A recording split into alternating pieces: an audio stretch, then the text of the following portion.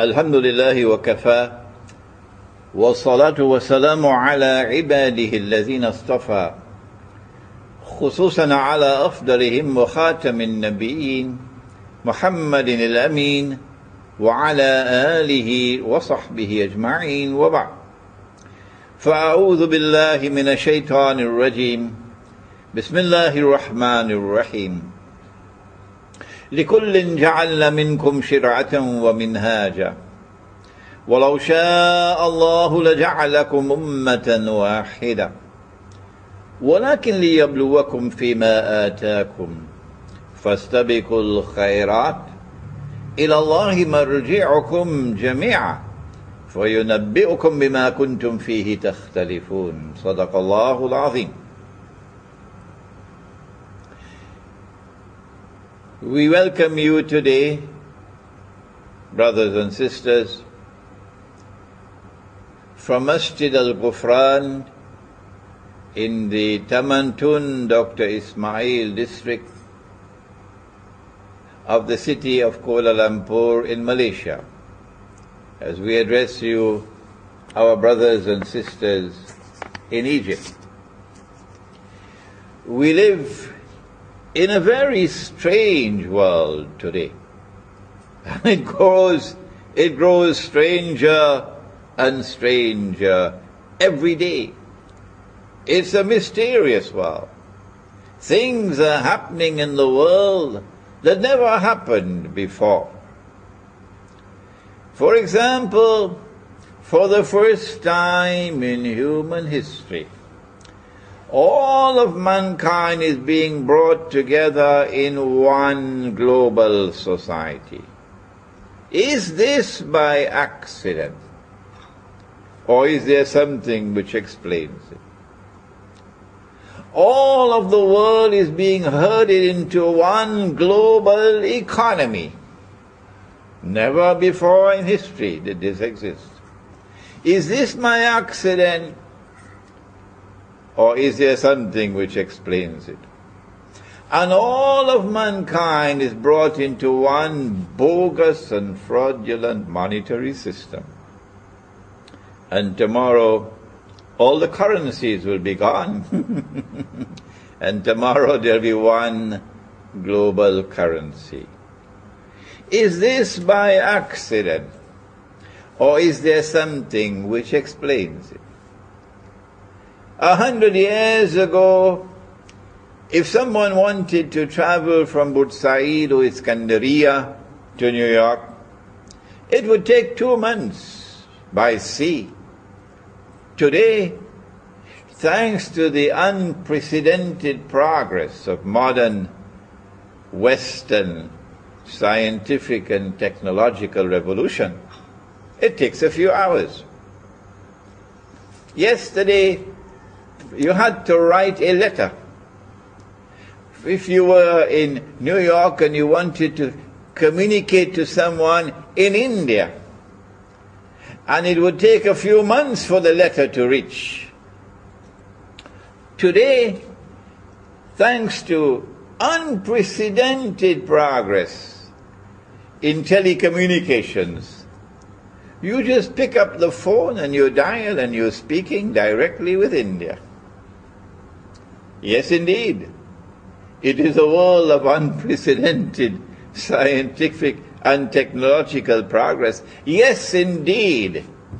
This progress has come from modern Western civilization.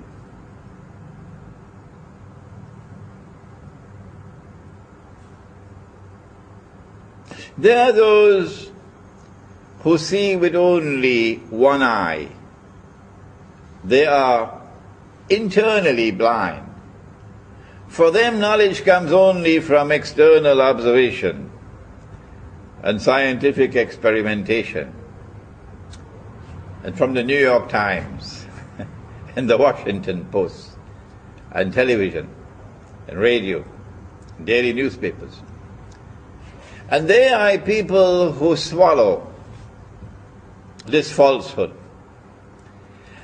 that this modern unprecedented progress which comes from modern Western civilization, validates the claim of the West to be the ultimate civilization of mankind, that there is no more to come after this. This is the end of history.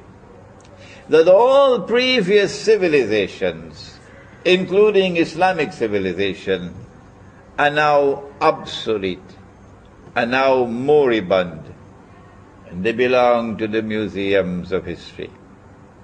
And so any attempt to enforce the Sharia of Islam represents backwardness, represents trying to take something out of the museum and bring it back into history. And so they oppose it. These are the one-eyed people. But there are others who don't see with one eye. They see with two eyes. They see with the external eye and they see with the internal eye, because Allah has placed faith in their hearts. Faith is not sold in the stock market. And when Allah puts faith in the heart, then He puts nur in the heart. And nur is not sold in the stock market.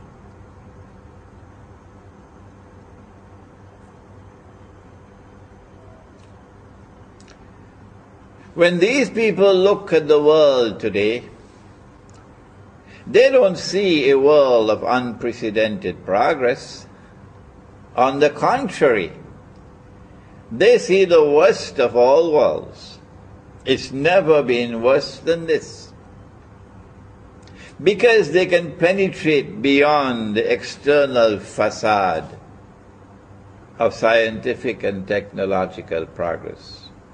They can penetrate beyond the glitter and the pomp. And they can see that those who today control power in the world, unprecedented power, use that power to oppress. They see an age of universal oppression, where those who are powerful are oppressing the rest of the world. They see not only political oppression, they see economic oppression. That the economy around the world is now built in such a way that the rich and the powerful can benefit from it and grow constantly richer, while the rest of the world is imprisoned in permanent poverty. That's not progress. They see not only political and economic oppression, they see monetary oppression, where a monetary system that is bogus and fraudulent and utterly haram has been imposed upon the rest of mankind by modern Western civilization. And that monetary system is functioning as an instrument of financial oppression and monetary oppression. And so they do not blame Egyptians for being poor. They don't say that Egyptians are poor because they are lazy. They don't say that Indonesians are poor because they are lazy, and Bangladeshis and Pakistanis are poor because they are lazy. They say, no, there is more to this. That poverty in the world today, universal poverty and destitution in the world today, has not come by accident, but by design.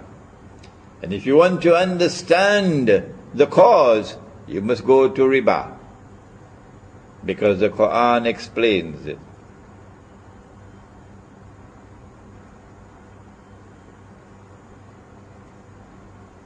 And so now let us turn to the subject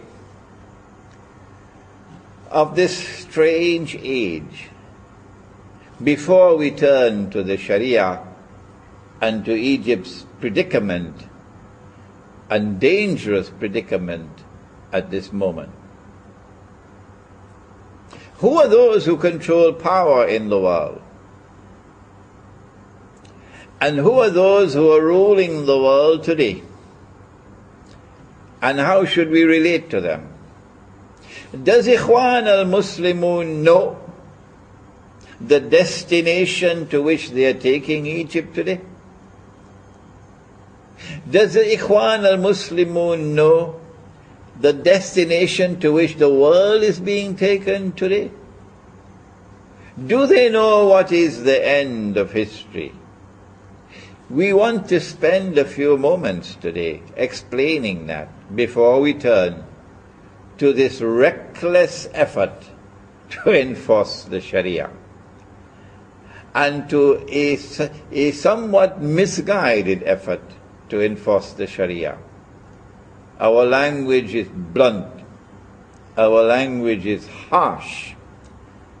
We are forced to use this blunt and harsh language because of the dangerous moment in which Egypt is now located. And what happens in Egypt today will affect the world of Islam tomorrow. And so we have every right to comment on what is happening in Egypt today. Egypt stands on the brink of a pit of fire. And who is smiling? Only the Zionists. The Zionists are the ones who today control power in the world. And there are two kinds of Zionists. There are Zionist Jews and there are Zionist Christians. Every Egyptian knows that. And a strange and mysterious alliance has taken place between Zionist Jews and Zionist Christians.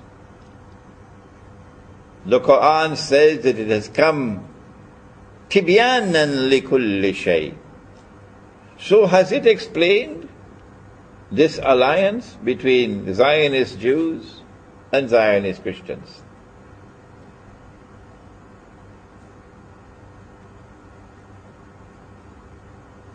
The alliance of Zionist Jews and Zionist Christians made its appearance, first of all, in the most spectacular way, that is, in Britain. When Britain emerged as a ruling state in the world, and Pax Britannica appeared on the stage of history, and the sterling pound emerged as a universal currency. Did that happen by accident? The Zionist Jewish and Zionist Christian alliance then manifested itself again spectacularly for the second time, with the emergence of the United States of America as the second ruling state in the world, replacing Britain, and Pax Americana replacing Pax Britannica, and the US dollar replacing the sterling pound. Did this happen by accident? Or does the Quran explain? And now we are living at that moment in history, stranger than anything else that history has ever witnessed, when the United States of America is in irreversible decline. Political, economic, monetary, financial, and military.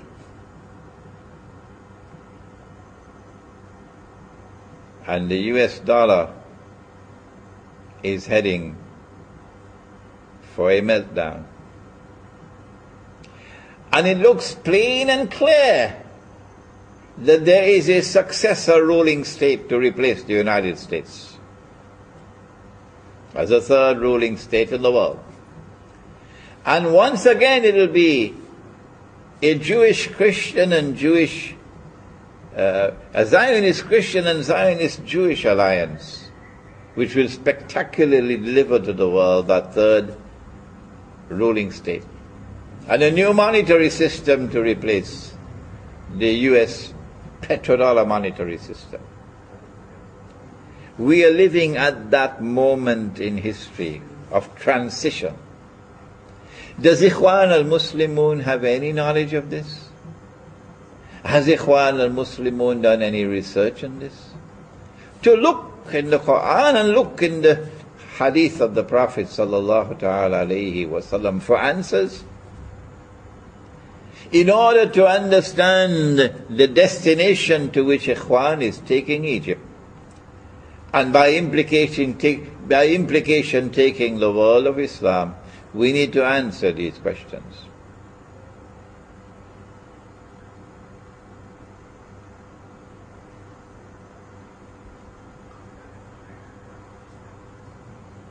This is our answer. If you say that we are wrong, that's not enough. You must answer. You must give the explanation from the Quran and from the Hadith. Do not simply say that Imran Hussein is wrong. That's not enough. Tell us what is the answer. The Quran is tibyanan likulli shay. It must explain history. Our answer is that Nabi Muhammad alayhi salatu wasalam said that when Dajjal is released, he will live on earth for 40 days. Yawmun ka sana, yawmun ka shahr, yawmun ka jum'ah, wa sa'iru ayyamihi ka ayyamikum. Sahih Muslim. And when he is released on earth in a day which is like a year, he will be released on an island. And we have descriptions of that island in the hadith of Tamim ad-Dari. In my book, Jerusalem in the Quran, which has now been translated to Arabic, mashallah, and it's available on my website, and you'll see the website at the bottom of the screen. In my book, Jerusalem in the Quran, which was written 10 years ago, I identified the island as Britain. And I went on to say that when Dajjal was in a day which is like a year, it is from Britain, Pax Britannica, that he commenced his mission to rule the world. And that when Britain was replaced by the United States and Pax Americana replaced Pax Britannica, Dajjal had moved to a day which is like a month. And now that Pax Americana is in irreversible decline, and a new ruling state is to replace it, and a new monetary system is to replace the US petrodollar monetary system, we said it is Israel which wants to replace the United States. And it is the universal, invisible and intangible electronic and digital money controlled by the Zionist-controlled banking system around the world, which will be the new monetary system, again backed by the petrodollar. Not the petrodollar, by petro money. This is our explanation. If you say that we are wrong, you must tell us what is right.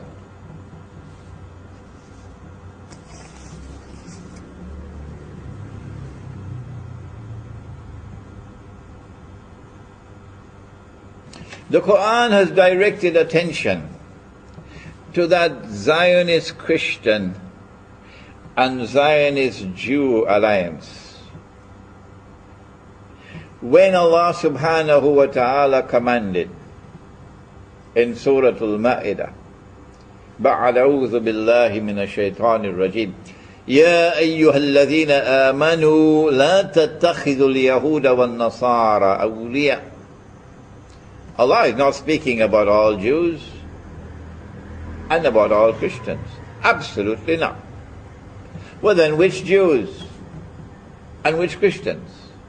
The answer, بَعْدُهُمْ أَوْلِيَاءُ بَعْضٍ. He's speaking about a Jewish-Christian alliance which has now appeared in history, in the Zionist-Christian, Zionist-Jewish alliance, which lies at the heart of modern Western civilization. In fact, it has hijacked modern Western civilization.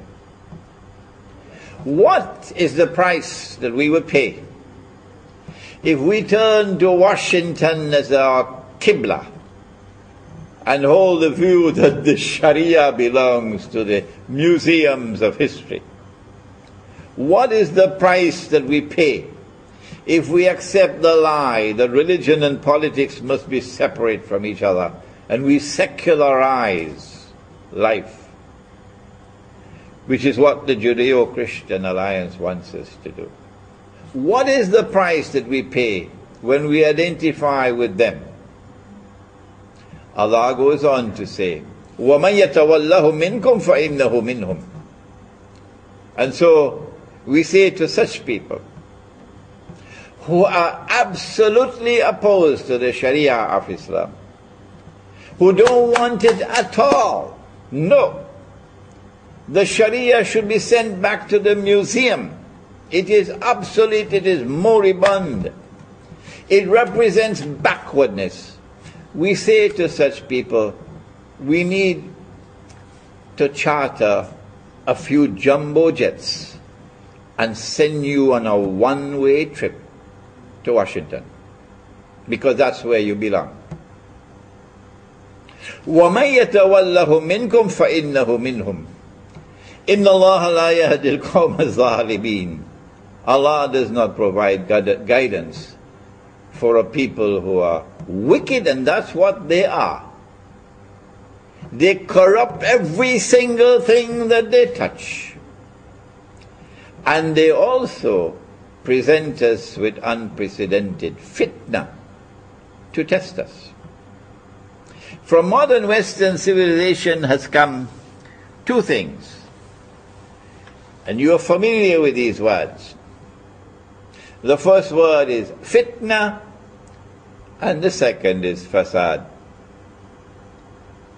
There is fasad today in the political system. It's corrupted beyond recognition. It is collapsing all around the world. There is fasad in the economy. It is corrupted. It smells stink. There is fasad in the monetary system. There is fasad in the banking system. There is fasad in agriculture and the production of food. There is fasad in the educational system. There is fasad in the male-female relationship. There is fasad in the feminist revolution. Don't be annoyed with me for saying that.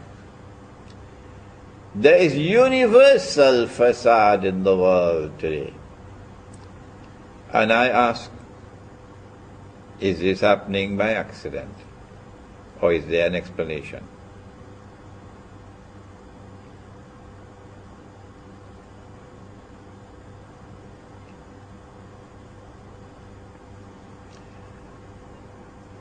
No, it's not happening by accident. Not at all. The Quran has come as tibyanan likulli shay. And the explanation is there in the Quran, Inna Ya'juja wa Ma'juja mufsiduna fil ard. That's the explanation. And I've written a book on the subject, an Islamic view of Gog and Magog in the modern world. The fasad comes together with fitna. We are being tested as never before in history. And there are those of us, and many of them are in Egypt, who share with me the view. There are many of them in Egypt who share with me the view that our ulama have failed us. If Egypt is poor, miserably poor today, the primary blame is that ulama have failed us. The money that we are using is not the money that Allah gave to us. The Quran speaks about dinar. The word dinar is in the Quran. The Quran speaks about dirham. The word dirham is in the Quran in the plural. And so long as we are using dinar and dirham, and remember, tomorrow, Israel is going to be using dinar and dirham. Tomorrow. Just remember that. When Israel uses dinar and dirham, then the ulama of Islam will wake up. Is that Islam? It's coming. My guess is probably only about 20 years away from now, before Israel starts using dinar and dirham. Because every Jew knows that the money we are now using is bogus, it's fraudulent, it's haram. Every Jew knows that. The only people who don't know that are the ulama of Islam. And so if there are those in Egypt, like myself, who are worried about the enforcement of the Sharia at a time when the ulama of Islam have failed us, don't blame them. Don't blame them. How should the Sharia be enforced? Is there such a thing as a constitutional sunnah? Give us a moment to spend some time on this subject. Yes, there is a constitutional sunnah. And the constitutional sunnah is linked with the enforcement of the Sharia. Allah subhanahu wa ta'ala did not create us all as one people. No. وَلَوْ شَاءَ اللَّهُ لَجَعَلَكُمْ أُمَّةً وَاحِدَةً. If Allah had so wished, He could have created us as one people. No. Rather, He created us with multiplicity, with diversity.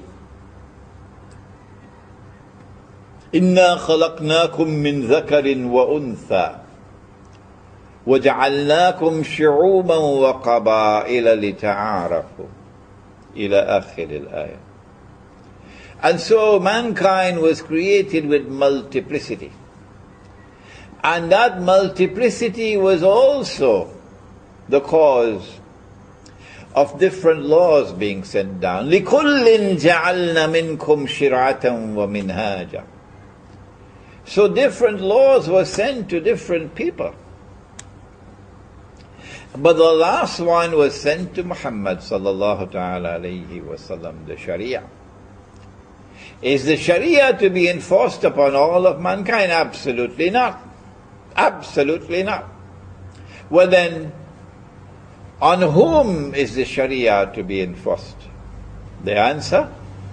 On those who accept the Sharia. On those who willingly submit to the Sharia. Those are the ones on whom the Sharia is to be enforced.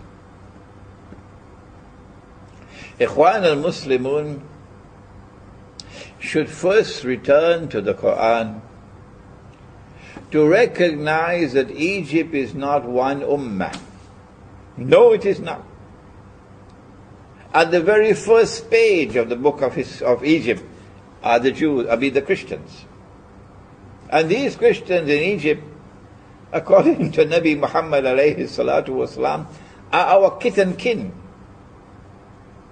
For Ummul Mu'minun, the mother of the believers, came from them.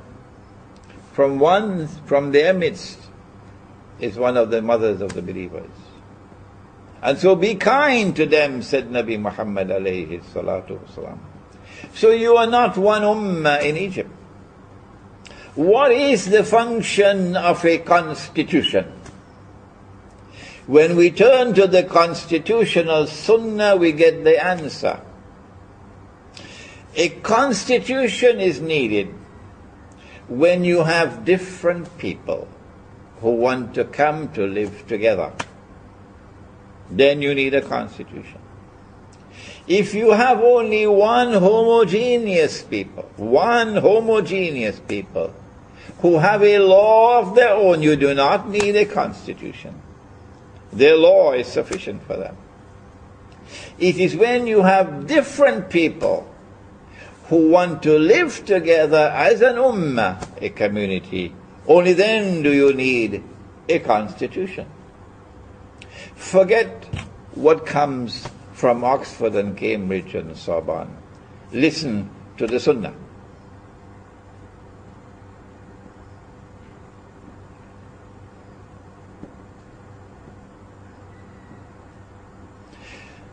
Nabi Muhammad alayhi salatu wasalam recognized the diversity of the population of Medina.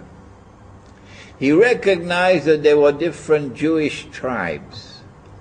Some of them at war with each other. There were different pagan Arab tribes. And then there were those who had become Muslim. And then there were the Muhajirun from Mecca. And when he arrived in Medina, guess what he did? Nabi Muhammad alayhi salatu wasalam spent about 7 months in patient negotiation. Not in a constitutional conference on the stage of history with debates going on in public. That's not wise. No. He entered into private discussions with each of the different tribes, each of the different groups, and negotiated a consensus. You cannot have a constitution without consensus. Ikhwan, constitutions are not established with referendums. You do not establish a constitution with an election. What nonsense. In order for a constitution to be established, you must have consensus. The Christians walked out of the constitution discussions in Egypt, and you still went ahead with it. Have you forgotten the Sunnah? Have you forgotten the Sunnah? Is this the example you are setting for the rest of the world of Islam? There are voices around the world today cautioning you for your recklessness. We hope and pray you will not be offended by our words, that you will still consider us to be your brothers, and that you will heed our advice and warning. We apologize to the Christians of Egypt. Yes, we apologize to you, because this is an embarrassment for us. This is not the way. This is reckless, and this is misguided.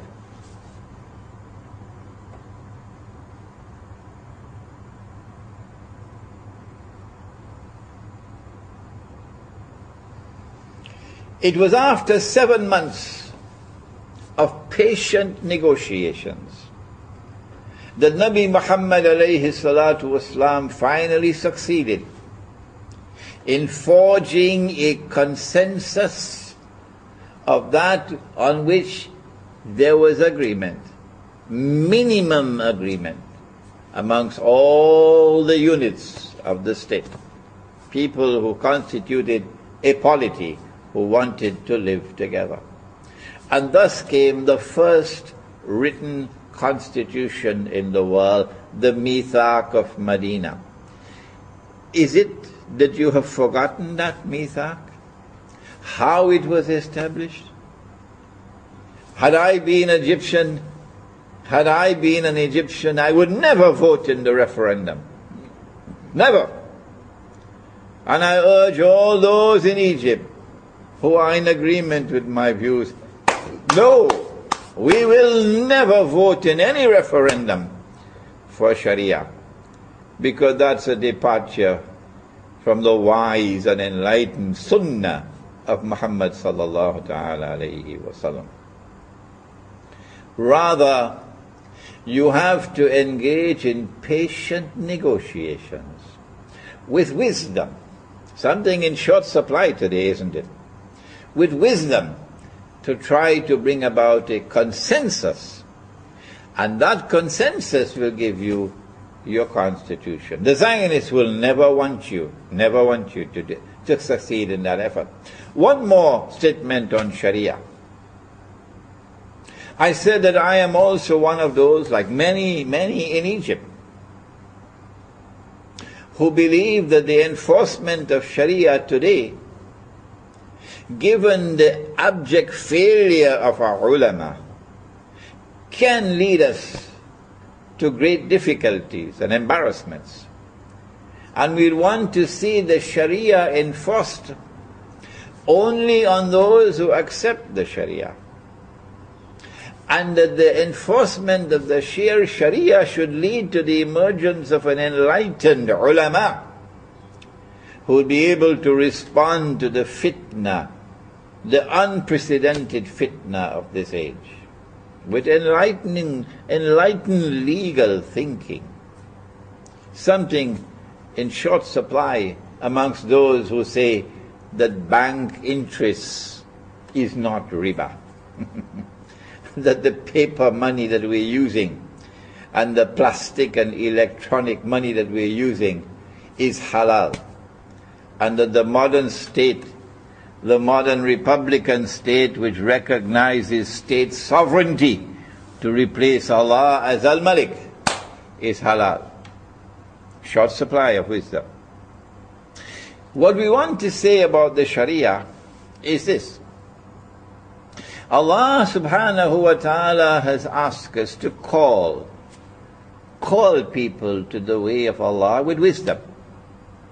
Ud'u ila sabili rabbika bil hikmah wal maw'izati al hasana. Is this wisdom? Is this the way to impress upon the Egyptian people? That you are rushing through a constitution and a referendum within a short span of time? Is this wisdom? No, it's not.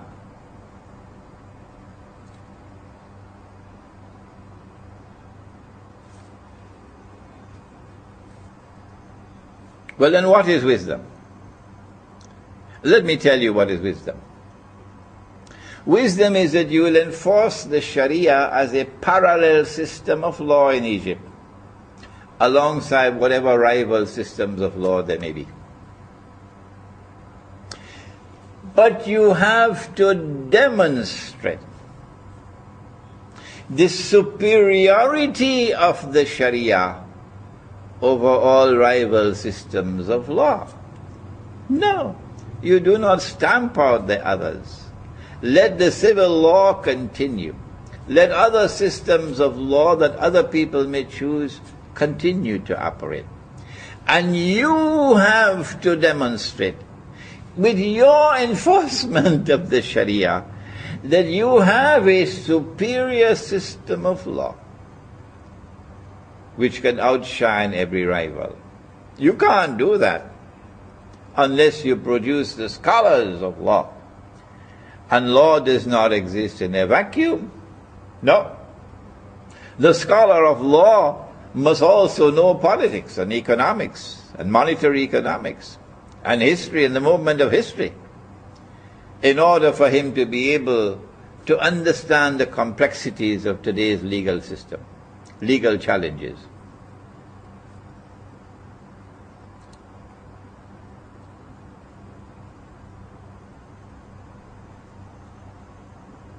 And so my word of advice is that instead of enforcing the Sharia upon a people who do not want it or who are worried about how it will be applied, do it a different way.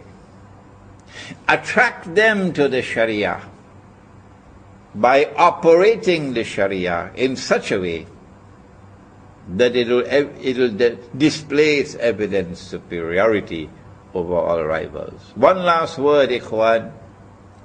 One last word. What direction, what destination are you taking Egypt to? And what destination is the world heading to? We said that Israel is about to replace the United States as the next ruling state in the world. That's not by accident. That is Dajjal in a day which is like a week. And when a day like a week has come to the end, the malhama has already occurred. And the conquest of Constantinople has already occurred, which is after the Malhama, not the one that occurred 600 years ago. Then Dajjal is going to appear. The khuruj of Dajjal is going to take place. And he will then appear in human form. And he's going to stand up. He may come from Khorasan, but he's going to stand up in Jerusalem and declare, I am Al-Masih. But the Jews will not accept him as Al-Masih until he rules over a holy land which encompasses the biblical frontiers of the Holy Land. And you know that, every Egyptian knows that. They changed the Torah. And they brought into the Torah that the Holy Land, Al-Ardul Muqaddasa, extends from the river of Egypt, the river Nile, to the river Euphrates. Why did they do that? Because Nabi Yusuf alayhi salam came to Egypt. And then he brought Nabi Yaqub alayhi salam and the whole of Banu Israel into Egypt. And they lived in the eastern delta between the river Nile and the Red Sea. And so they came to the conclusion that this also is a part of the Holy Land, Al-Ardul Muqaddasa. But they are wrong. They are wrong. They wrote it with their own hands. That's not the Holy Land.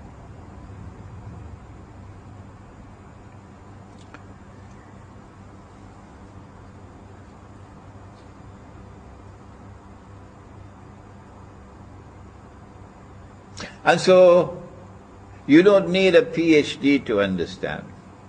Of course, those who have the Qibla in Washington will never accept what I say.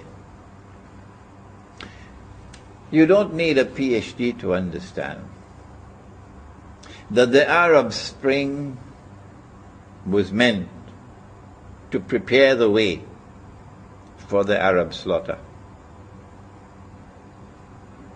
That they are preparing great wars against the Arabs. Because in order for Israel to become the ruling state in the world, Israel has to impose a political and economic dominion over the Arabs. Number two, Israel cannot impose a political and economic dominion over the Arabs unless and until Israel wages great wars. And these are not only military wars, these are also biological wars. And succeeds in substantially reducing the population of the Arab world.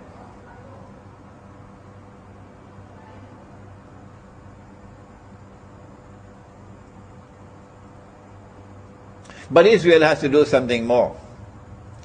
Israel has to expand her territory to encompass the eastern delta of Egypt. She can't do that with an aerial war or a naval war. She has to have a ground invasion. And so the plan is to attack Egypt from the east with ground troops. And when Israel attacks from the east, then NATO will attack from the west, from Libya. And those fools, and that's what they deserve to be called, fools. They were fools in Libya, and they're just as foolish in Syria today. Those fools who made an alliance with NATO, NATO being the military arm of the Zionist Judeo-Christian alliance. Those fools who made an alliance with NATO to overthrow the Libyan government have now given to NATO opportunity to be present in Libya. And so NATO will attack from the west and Israel from the east. And there will be a naval blockade from the north. And you have southern Sudan also, which is an ally of Israel today, from the south. And so they'll attack Egypt from east, west, north and south, from above and even from below, because they now have the power to make earthquakes. That war on Egypt is coming. And they need a justification for war. They need a casus bellum for war. They don't want to attack Egypt and appear to be aggressors. So what do? what do they do to prepare the way for war on Egypt? Is Ikhwan aware of this?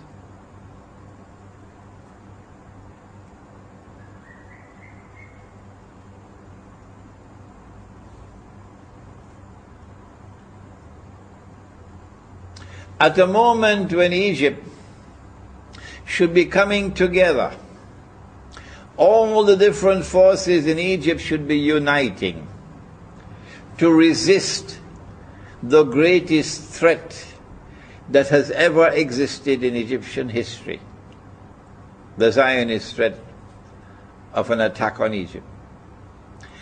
At this moment when we should be uniting our people, Ikhwan's government in Egypt has succeeded, and succeeded dramatically in dividing the people as they were never divided before. Is that wisdom? Is that the destination that you take in Egypt to? Who is smiling today with what is happening in Egypt? The answer, the Zionists are smiling. That's the answer. They want to be able to set up Egypt for the attack on Egypt. That they'll make it possible through the Arab Spring for a so-called Islamic government to come into Egypt. And then they'll help that Islamic government to take control of the military. And then they'll help that Islamic government to take control of the judiciary. So that the Islamic government is in total control of Egypt. And when the Islamic government is in total control of Egypt, and the Sharia is enforced on Egypt, and civil war comes to Egypt, they'll smile. And then they will exploit the weakness of the ulama to make the Sharia look stupid, to make the Sharia look foolish, to make the Sharia look savage and backward. And there are many ways that they can do that because of the failure of the ulama today. And then they will be able to show to the world, this is what Islam is doing in Egypt. And these people are bloodthirsty people, and they only want to cut the throat of Israel in order to be able to attack Egypt and yet not be blamed for committing aggression.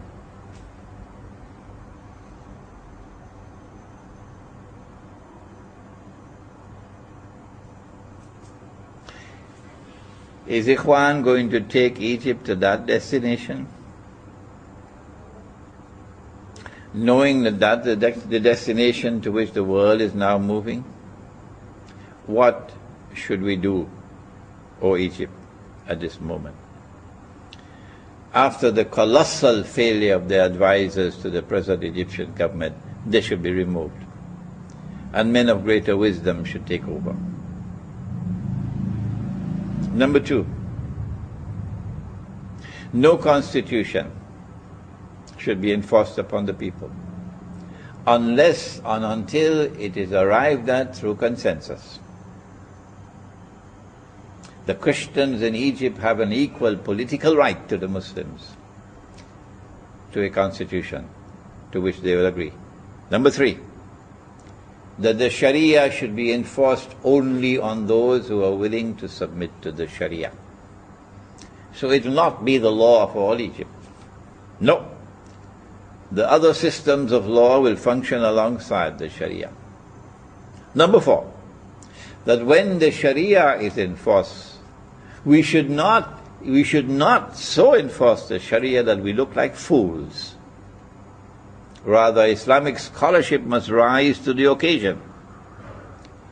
Islamic scholarship must rise to the occasion to operate the Sharia in such a way that it demonstrates its evident superiority over all rival systems of law. That's not easy.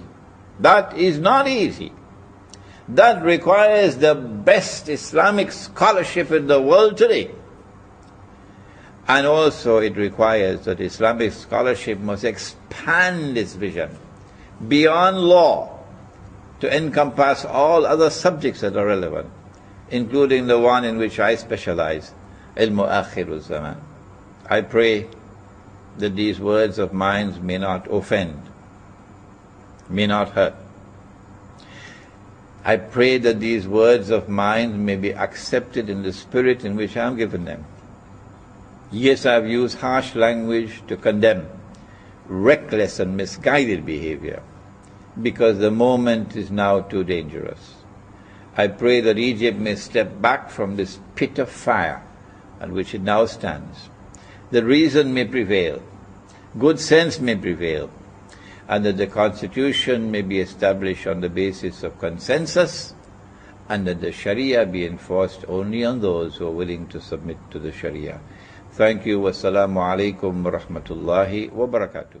إلهي لست للفردوس أعلى ولا أقوى على نار الجحيم الله فهب لي التوبة واغفر ذنوبي فإنك غافر الذنب